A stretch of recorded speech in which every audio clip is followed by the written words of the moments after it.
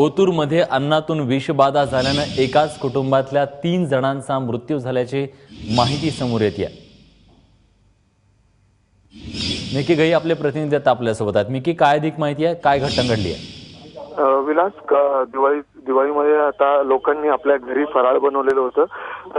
जुन्नरच्या ओतूर मध्ये एका वस्तीत तिथे एका कुटुंबामध्ये विषबाधाचा प्रकार घडलेला आहे। त्या रात्री त्यांनी घरातच जेवले आणि त्याचबरोबर ते फराळचं जे आहे ते देखील खाल्लं आणि बाहेरून त्यांनी मिठाई देखील आणलेली अशी माहिती मिळते पोलिसांकडून।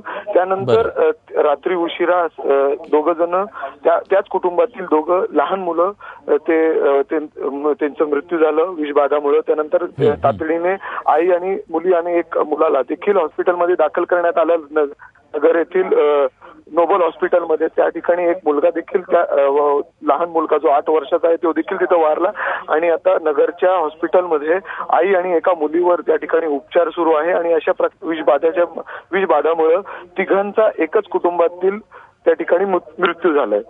विलास, धन्यवाद मिकी, तुम्ही दिलेल्या सगळ्या सविस्तर माहितीबद्दल। ऐन दिवाळीत अत्यंत दुःखद ही बातमी आहे।